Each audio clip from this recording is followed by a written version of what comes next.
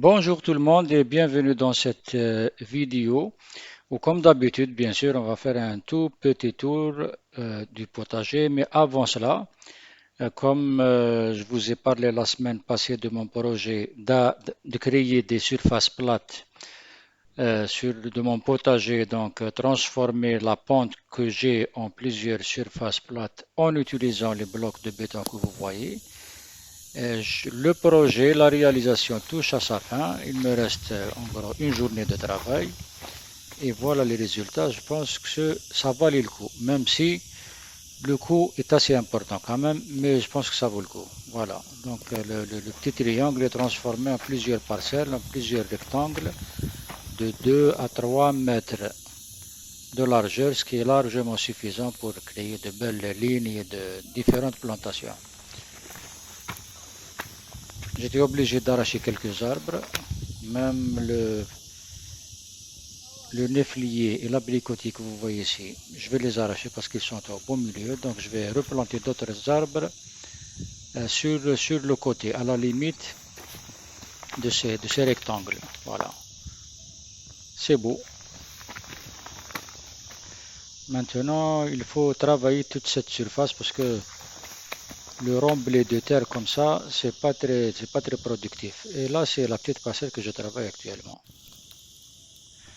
Là, c'est le tour du potager habituel. Donc, en gros, c'est la même chose qui se passe ici. Une production abondante de tomates. J'ai récolté cette semaine 6 kilos. Les piments également, ils commencent à rougir. Je les aime bien rouges au lieu des piments verts. Là, c'est le fameux plant de tomates qui a atteint les 2,50 m. Une très belle variété que je vais replanter sûrement l'année prochaine. Les courgettes, il n'y a rien. Il n'y en a qu'une. Surtout le potager sur les 6 plants que j'ai. Je ne sais pas, peut-être qu'ils ne supportent pas les chaleurs de juillet-août. Parce que là, il fait 35 degrés. À l'ombre, bien sûr. Donc, le potager s'en sort bien. Et je n'arrose pas tous les jours. Parce que je laisse ce qu'on appelle les mauvaises herbes, etc. Donc, ça aide à humidifier le sol et à garder une certaine fraîcheur. Il faut toujours garder le sol bien rempli de tout, soit de paille, soit d'herbe, de tout. Là, c'est un gourmand qui est tombé et continue à pousser. Les pommes de terre, c'est un ami qui les a plantées. Malgré que les plants commencent à fleurir, mais il n'y a rien dessous, hein. Je ne sais pas pourquoi. La saison peut-être, je ne sais pas.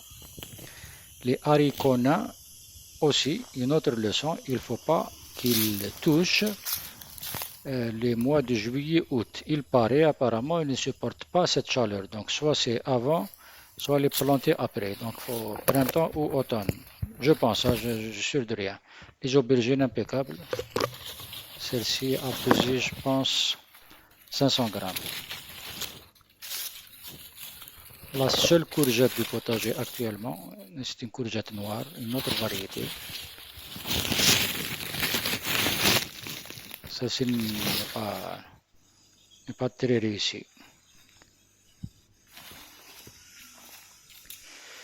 Les haricots aram, ça va, une bonne production. J'en ai récolté jusqu'à maintenant quelques 2 kilos. Bien sûr, tout ça, c'est des essais. C'est pas pour faire une grosse production que je fais tout ça, mais juste pour voir ce qui fonctionne, ce qui marche pas. L'année prochaine, espérons que ça va être une autre dimension.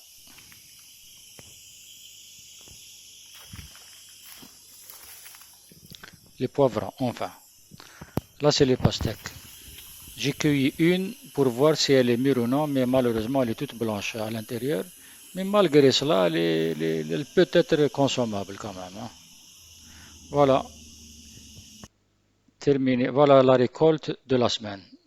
C'est pas mal quand même. Ça commence à bien prendre des couleurs. Maintenant, je vais vous faire un petit tour pas loin de chez nous, sur nos montagnes. Ça, c'est la route qui mène vers la source d'eau où je remplis mes jerrycans une fois par semaine. L'eau de source de la montagne, il n'y a pas mieux.